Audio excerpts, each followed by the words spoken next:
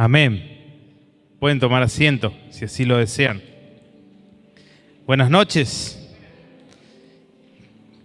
Bueno, la verdad que pensaba yo estos días, la mayoría sabe que nosotros estamos trabajando en Villa 213, pero Dios quiso que en el mes de febrero, que es el mes más corto, venga 3 veces al Colorado.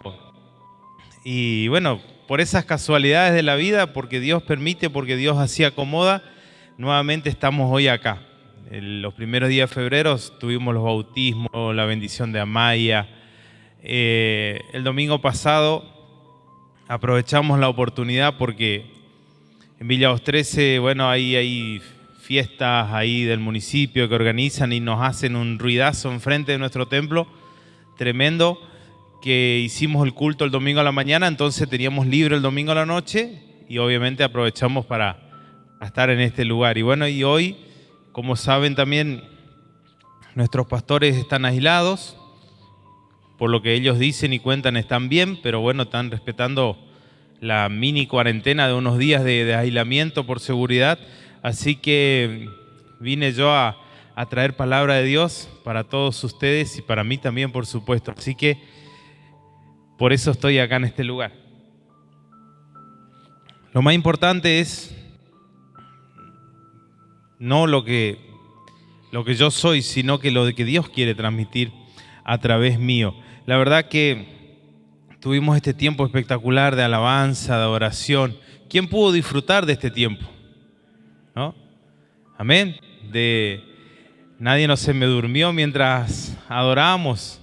Miren que la idea es ir practicando porque nuestra eternidad completa, la Biblia dice que cuando pasemos de este mundo al cielo, a la presencia del Señor, ahí adoraremos las 24 horas del día, ¿no? Aunque realmente ya no va a haber más ni día ni noche, pero dice que toda nuestra existencia va a ser para un tiempo de adoración.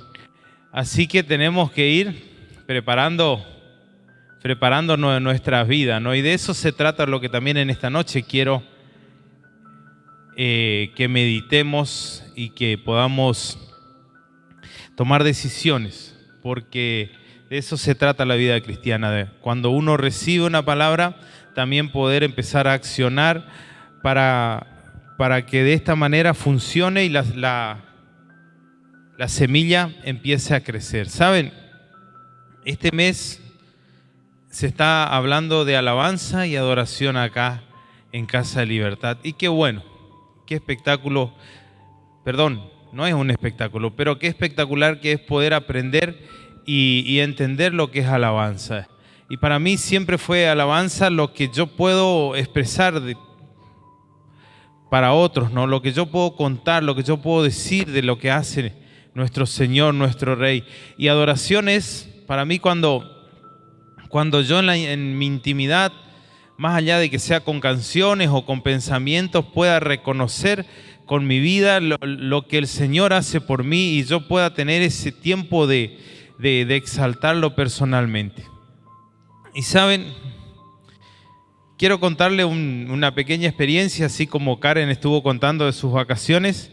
Yo también hace unos días tuvimos la oportunidad como familia de poder viajar, visitar a nuestros familiares que tenemos en Salta. Aprovechamos para conocer lugares donde habíamos estado años atrás, lugares donde nunca fuimos. Y para los que viajaron para esos lugares, bueno, la idea es ir a conocer algo distinto. Nosotros formoseños acá, monte, polvadera, llanura, bueno, cuando uno va para esos lugares, ¿qué quiere? Ir a las montañas, ir a ver algo distinto. Y allá fuimos, subimos, bajamos, fuimos, uno que se apunaba, el otro que se sentía mal, parábamos, disfrutábamos, sacábamos fotos, todo lo que es parte del viaje, ¿no? Subimos 4.000 metros de altura, un caracol para acá, un caracol para allá. Y para el que conduce el vehículo, por ahí manejaba yo, por ahí manejaba mi señora, por ahí también le hemos dado a Santiago también que maneje. Hace de que uno preste atención en sobremanera, ¿no es cierto? O sea, porque es una ruta que uno no conoce, porque hay muchos más peligros aparentemente de los que hay acá en Formosa, porque conducir, vos mirás una piedra y ya vos decís, che, ¿y esta si se cae? ¿Qué hago? Freno, acelero. Aquel camión que viene, si dobla y me encuentro en una curva, ¿será que paso o no paso? O sea, no es algo a lo que uno está acostumbrado. Gracias a Dios, hicimos más de 3.000 kilómetros, fuimos, vinimos, estuvimos por ruta linda, ruta fea, piedra, ripio, pero cuando volvimos dimos gracias a Dios, como familia hablábamos y hacíamos como un resumen. Y lo único que hizo falta a la camioneta fue cargarle combustible y darle. Ni goma, no pinchamos nada, ni un foco se quemó, nada. Todo bien. Y dábamos gracias al Señor porque lo que nos propusimos hacer lo logramos y disfrutamos. Y al otro día de que vengo en casa, ya estábamos ahí acomodándonos otra vez con los trabajos, todo bueno. Hacía falta buscar algunas cosas acá del pueblo. Y entonces le digo a mi señora, bueno, yo me voy un ratito al pueblo, compro lo que tengo que comprar y vuelvo. Y en el patio de mi casa, donde yo me crié, donde yo aprendí a caminar, a andar en bicicleta, ahí casi tengo un accidente con una moto que estaba entrando a mi casa y yo salía con la camioneta. Y yo me decía, qué ironía. Manejé por todos los lugares más peligrosos, todo, no me pasó nada y acá casi tengo un accidente de tránsito en mi mismo patio de mi casa. Y el Señor me hacía reflexionar sobre esto. Y me decía, siempre tenés que estar atento. O sea, puntualmente yo salía atento con mi camioneta, pero el motociclista que venía, como decimos, cazando mariposas y venía y me estaba por chocar y como yo lo veía aproximarse, veía que él no reaccionaba, ¿no? Pero bueno, reaccionó a tiempo, no pasó nada. Pero el Señor me decía, por más que conduzcas en el lugar donde te criaste, por más que andes en el lugar donde siempre andás, en tu barrio, lo que sea, siempre como uno que conduce, ya sea que conducís bicicleta, moto, lo que sea, uno tiene que estar atento. No porque te vas a un lugar que no conoces, estás atento y acá donde andamos siempre uno afloja un poco el cuidado. Y la vida espiritual es así. La Biblia, Pablo dijo muchas veces que nuestra vida es una carrera y que no la ganan tal vez los que se aceleran más por llegar, sino que son vencedores los que perseveran, están atentos, no se descuidan y llegan a la meta siendo vencedores. La vida es una carrera. Tenemos que entender así. La vida cristiana, las cuales los que estamos acá queremos vivir de la mejor manera, es así. Es una constante de atender. ¿Y qué tenemos que atender? ¿Qué tenemos que cuidar? Cuidar la apariencia, cuidar lo que otros dicen. Y también a veces es necesario. Pero lo que tenemos que cuidar y obedecer y estar atentos es a la palabra del Señor. Es a lo que Él nos quiso enseñar o nos quiere enseñar en su palabra, a lo que Él nos dejó escrito ya hace tantos años y que esa palabra de Dios sigue vigente cada día. Y créeme que cada día se pone más vigente la palabra del Señor, más presente. Se van acelerando los tiempos, se van cumpliendo las épocas y todo lo que la palabra del Señor dijo que iba a pasar, está pasando y créeme que lo que todavía no se cumplió se va a cumplir. La palabra de Dios lo dice. Y ustedes me dirán, pastor, ¿y qué tiene que ver esto con alabanza, con adoración? ¿Qué tiene que ver lo que contaste de lo que te pasó? ¿Saben qué? Yo quiero explicarles a través de la palabra del Señor que tenemos que estar atentos y que nuestra mejor alabanza, nuestra mejor adoración al Señor es prestarle la atención que Él pide que le prestemos. No porque Él la necesite, es porque nosotros necesitamos de Dios cada día. Es porque si nosotros aflojamos, perdemos o nos perdemos. Es porque si nosotros nos deslizamos y miramos para otro lado mientras intentamos conducir nuestra vida, tenemos muchas probabilidades de tener accidentes en nuestra vida espiritual. Y el Señor Jesús, cuando vino a la tierra, la sociedad en la cual Él habitó esos aproximadamente 30 años que Él vivió, la sociedad, la familia en la cual Él se crió, la cultura de ese tiempo, era una sociedad que se esforzaba mucho, la mayoría de las personas, por intentar obedecer al Señor. Leían, estudiaban, incluso la escuela donde ellos aprendían a leer, a escribir, leían la Biblia, ese era su libro de texto. Los varones se les enseñaba la Biblia. Por eso Jesús, cuando va al templo llevado por sus padres a los 12 años, dice que Él sabía mucho de la palabra de Dios.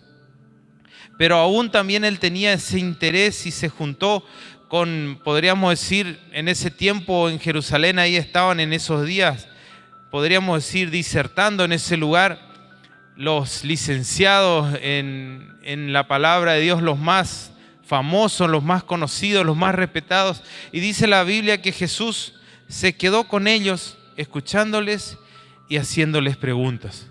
Lo dice en el libro de Lucas, capítulo 2. Y saben, esa era la forma en que el pueblo de Israel, o una de las formas en que el pueblo de Israel intentaba entender a Dios. Estudiaba mucho, leía mucho. Pero Jesús, cuando viene y después de nacer, crecer, educarse, respetar las tradiciones, porque dice que sus padres le llevaron de bebito, le llevaron de siendo más grande, iban todas las veces que las autoridades le pedían que vayan al templo, ellos iban. Cuando Jesús comienza su ministerio, ¿qué pasa? Literalmente da un vuelco cultural. Lo que Él empieza a enseñar y a decir produce un shock en la sociedad, un revuelo tremendo, que dice que las personas se quedaban muchos atónitas y decían: wow, ¿cómo esta persona enseña? No hemos escuchado a nadie enseñar de esta manera, porque Él le daba vida a las enseñanzas. Y Él empezó a enseñar y a expresar y a dar vida a todas las promesas, a las palabras que por años el pueblo de Israel intentaba encontrarle la vuelta. Él a veces con 2, 3 palabras, con una parábola, con una pequeña enseñanza, con minutos solamente, le daba vida y la gente empezaba, dice, que a alabar y a glorificar a Dios por lo que Él podía hacer a través de Jesús. ¿Saben qué? Y lo que más enseñó Jesús era que había que cambiar la forma de adorar al Padre, que ya no era más con ritos, que ya no era más con sacrificios, que no era más con una agenda y decir: bueno, yo soy un varón, sí o sí 3 veces por año tengo que ir al templo, que para en aquel tiempo era mucho, y tengo que ir porque si no Dios se enoja. Hasta la agenda les cambió a las personas que empezaron a escuchar las verdades de Jesús. Y voy a empezar por una de las últimas palabras que Jesús dijo, para que podamos entender. Y vamos a buscar Mateo capítulo 24. Mateo, en esos capítulos 24, 25, Jesús cuenta lo que va a pasar en los últimos días antes de que Él vuelva. Porque la Biblia dice que Jesús se fue, que hoy está en el cielo, pero que un día volverá a buscarnos. Y Él entonces empieza a contar y empieza a enseñar lo que va a pasar y cuál va a ser el contexto de la sociedad en esos días. Y yo quiero que me presten mucha atención, porque en esos días nosotros estamos viviendo. Nosotros estamos viviendo en los últimos tiempos. Tal vez pasen muchos años, no sabemos cuánto. Pero hoy es el último tiempo para nosotros, porque puntualmente yo no sé cuánto voy a vivir. Y tengo la certeza de que ustedes tampoco lo saben. Cada minuto que vivimos es el último tiempo para nosotros. Si Dios nos agrega horas, si nos agrega días, si nos agrega años de vida, eso es por gracia y misericordia del Señor. Pero tal vez hoy sea la última prédica que escuches, tal vez hoy sea la última vez que te congregues en el templo, porque es la realidad, porque es nuestra realidad como seres humanos. ¿Y saben qué?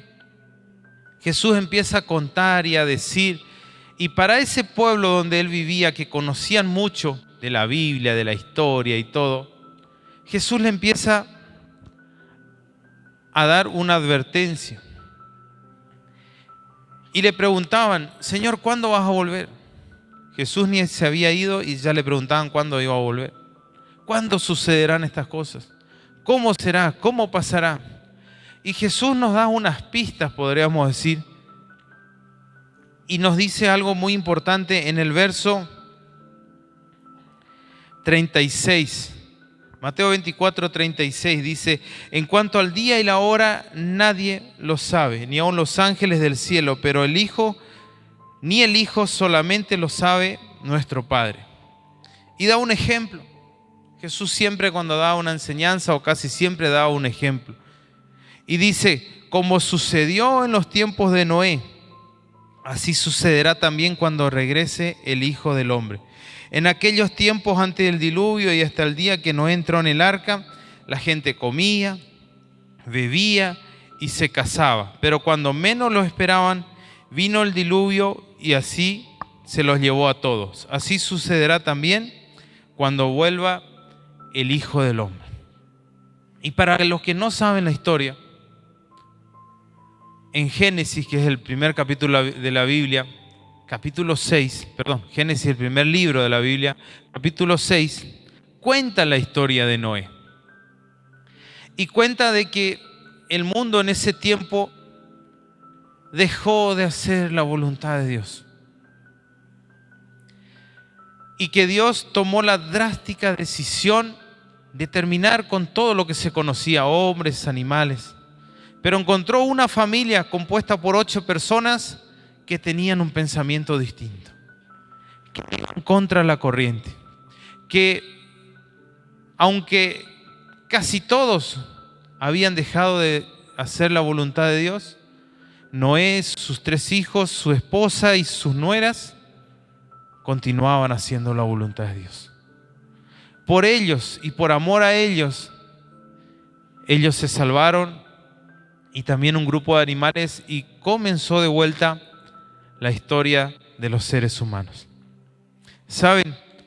Y el tiempo o las cosas que pasaban en ese tiempo era de que se olvidaron de Dios.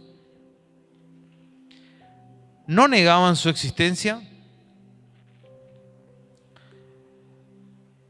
Muchos lo habrán conocido, pero solo una familia hacía la voluntad de Dios. Solo una familia lo estaba alabando en la tierra. Solo una familia le estaba adorando a Dios en ese tiempo. Dice que hacían alianzas, porque eso significa los casamientos. Disfrutaban, viajaban, iban, venían, fiesta acá, fiesta allá. Y la voluntad de Dios no les importaba. Hoy en este tiempo puede pasar lo mismo. Jesús dijo que en los últimos tiempos será igual que en los días de Noé.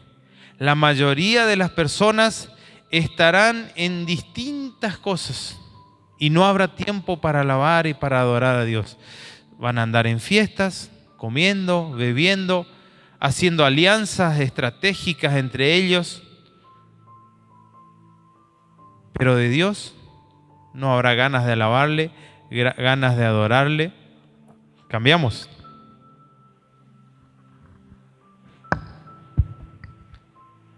Bueno, ya fundí la pila de uno, así que a este le puedo dar un rato más. Entonces, en los últimos tiempos también habrá gente que, aunque conozca a Dios, dejará de alabarle y dejará de adorarle. Que no seamos nosotros de ese grupo de personas. Esa es la voluntad de Dios. Y si vamos al libro de Juan, capítulo 4, ahí sí es cuando Jesús está comenzando su ministerio, comenzando sus enseñanzas. Jesús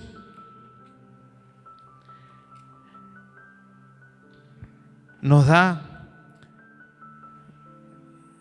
la pista o el deseo de su corazón o la voluntad de nuestro Padre hacia nosotros. Dice Juan capítulo 4 verso 23, dice: pero llega la hora, y es ahora mismo, cuando los que de veras adoran al Padre lo harán de un modo verdadero, conforme al Espíritu de Dios, pues el Padre quiere que así lo hagan los que lo adoran. Dios es Espíritu, y los que le adoran deben hacerlo de un modo verdadero, conforme al Espíritu de Dios. Para eso vino Jesús.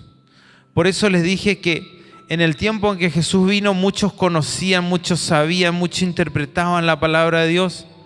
Pero cuando viene Jesús, le dice: yo estoy buscando adoradores, personas que de corazón me adoren. A mí no me mueve una persona que conozca de mí solamente. A mí no me impacta una persona que pueda saber muchos textos bíblicos, que haya estado mucho tiempo en una iglesia, que venga de una familia de cristianos. A mí me impacta una persona que realmente me adora y que me adora verdaderamente.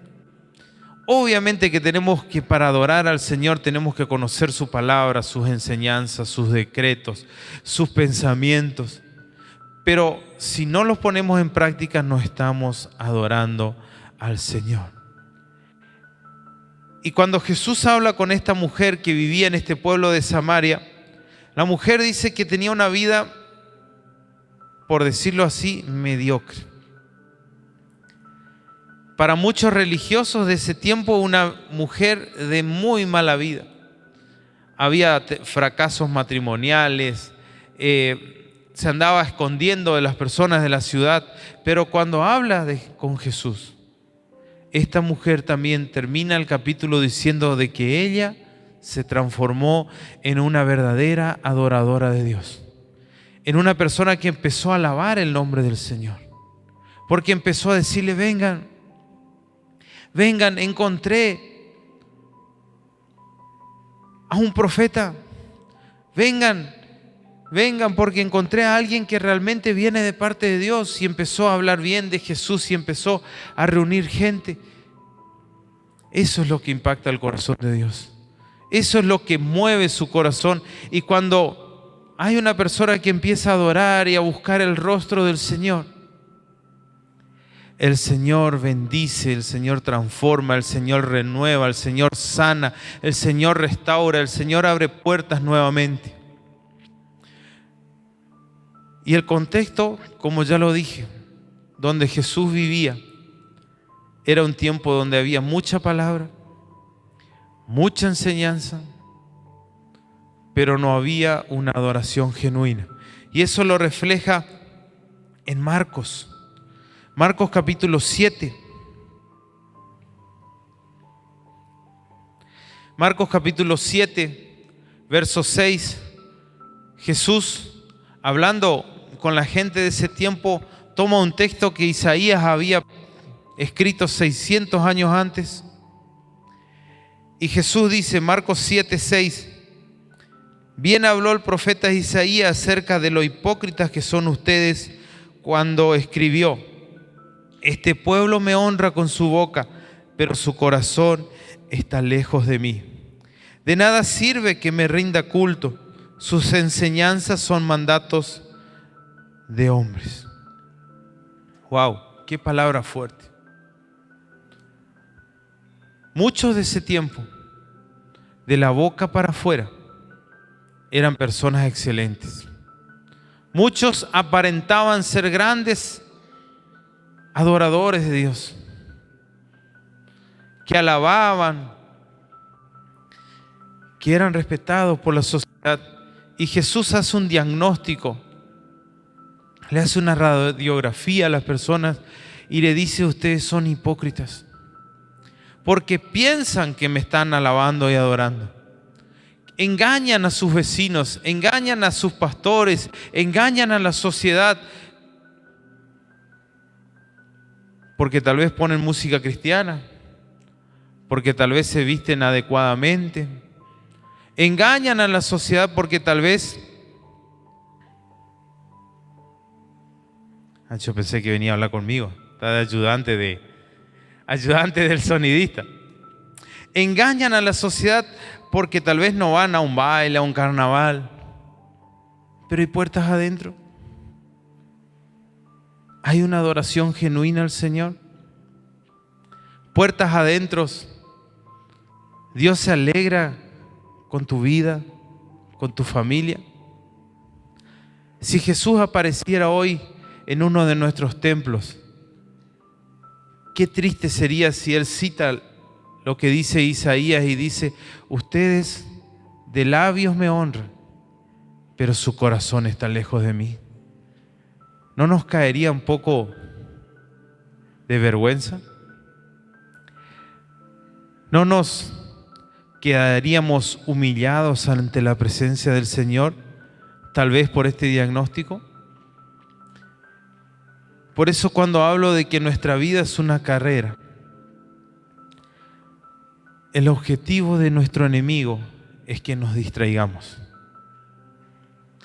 El objetivo de nuestro enemigo es que cuando yo conduzco mi vida, él me quiere hacer mirar para acá, me quiere hacer mirar para allá, me quiere hacer mirar el celular, para que yo no llegue a donde tenga que llegar, para que yo tenga un accidente, para que yo, no sé, muerda la banquina, para que colisione con algún obstáculo en la vida. ¿Y quién gana ahí? Gana nuestro enemigo. Pero no es porque Dios falle, sino que porque yo no fui lo suficientemente prudente. No tuve la precaución para llegar a destino. Como les dije, manejamos por kilómetros en ruta con peligros reales y no me pasó nada, ni a mí ni al vehículo, porque lo hicimos con la prudencia que teníamos que hacerlo. Saliendo del patio de mi casa casi tengo un accidente, porque tal vez si yo no estaba atento, seguro ocurría, porque la otra persona que venía frente mío estaba desatenta en ese momento. Y en la vida cristiana muchas veces nosotros adoramos al Señor, nosotros buscamos su presencia, pero a veces llega un momento que nos conformamos. Llega un momento que decimos, bueno, yo ya soy un buen adorador. Yo ya, como yo, no hay quien alabe, no hay quien adore. Y tal vez aflojamos, tal vez nos distraemos. Y ahí comenzamos a correr riesgo. Ahí podemos llegar a estar incluidos en la lista esta de Jesús cuando dijo, ustedes son unos hipócritas. Porque dejaron de creer en mí, que eso significa ser hipócrita. Porque no cree. Hipo habla de poco creer. Y le dan más credibilidad a lo que ustedes están mostrando que a lo que yo estoy viendo en sus corazones. Y por eso Jesús llegó en ese tiempo a la tierra de Israel, y por eso Él produjo un renuevo tremendo, porque la gente, aunque leía la palabra de Dios, dice que sus ojos estaban velados y no podían entender completamente. Dice que su oído tenían tanta cera, tenían tanta grosura en sus oídos que no podían escuchar la palabra del Señor. Y Jesús empezó a impactar vida por vida, familia por familia, y logró formar una iglesia de adoradores genuinos, de personas que entregaron su vida y su familia, su agenda, para adorar plenamente al Señor. Si no fuera por ellos, nosotros no estaríamos acá. Si no fuera porque siempre hubo alguien que hizo las cosas bien, nosotros hoy no tendríamos ni la palabra de Dios, ni la enseñanza, ni un lugar donde congregarnos. La gloria es para Dios y el agradecimiento es para los que nos antecedieron por hacer las cosas de tal manera que la palabra de Dios llegue a nuestras vidas. Pero nosotros hoy, nosotros que somos la iglesia del último tiempo, ¿seremos como esta mujer de Samaria que se convirtió en una adoradora de Dios? ¿Seremos como estas personas de Marcos capítulo 7 que le decían: Jesús, pero tu discípulo esto, tu discípulo aquello, no cumplen con esto, no cumplen con aquello? Y Jesús le dijo: ustedes son unos hipócritas, porque creen que me están adorando a Dios el Padre, pero lo hacen de boca para afuera, su corazón está vacío, no hay adoración en sus vidas. ¿Cómo seremos o cómo somos nosotros? ¿Seremos como esa gente que rodeaba a Noé, que andaba distraída totalmente, no viendo que el tiempo se estaba acercando? Yo leí Mateo 24, pero en Mateo 25 Jesús sigue con la misma temática de la enseñanza y cuenta la historia de 10 personas, en este caso 10 jovencitas, que fueron a recibir a un novio. Dice que 5 tenían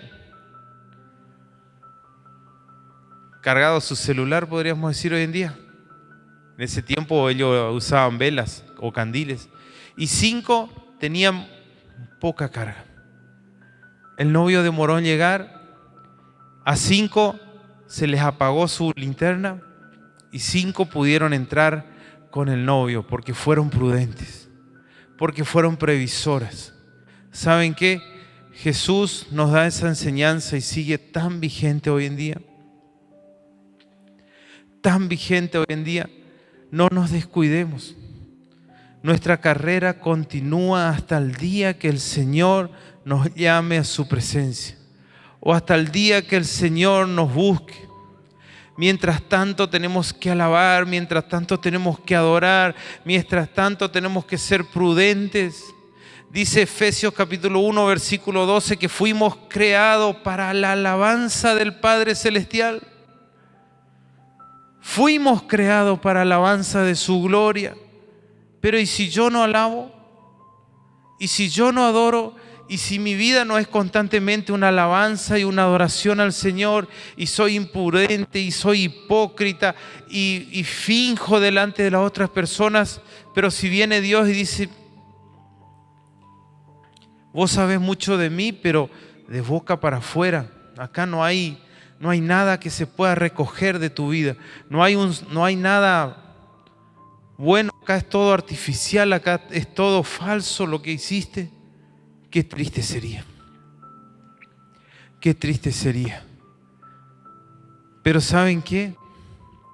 Lo bueno es que hay esperanza. Lo bueno es que estamos a tiempo. Si esta samaritana que había tenido tantos problemas en su vida se pudo convertir en una persona que alabó y adoró al Señor, ¿qué impide que ustedes y yo podamos convertirnos en verdaderos adoradores de Dios?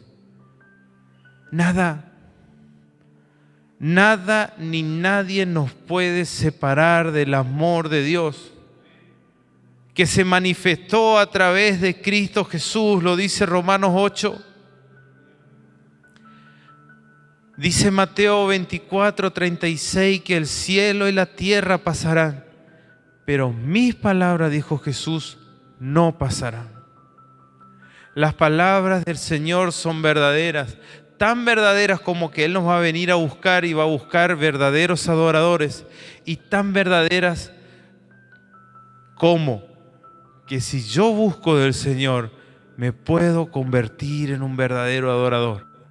Haya pasado lo que haya pasado, hayamos perdido el tiempo que hayamos perdido, hayamos sido hipócritas, falsos, mentirosos, aún viniendo a un templo. Si yo busco de Dios y dejo que Él me transforme, automáticamente me convierto en un verdadero adorador. Y tengo un versículo más que quiero que busquemos, Salmo 51. La persona que escribió este salmo era una persona que había pecado, que se había equivocado aún conociendo la voluntad del Señor y encima siendo rey de una nación, teniendo mucha gente que le miraba, mucha gente que esperaba que los conduzca y que les ayude, muchas responsabilidades. Y David aún cuando peca, pero cuando busca de Dios, escribe este salmo tan espectacular.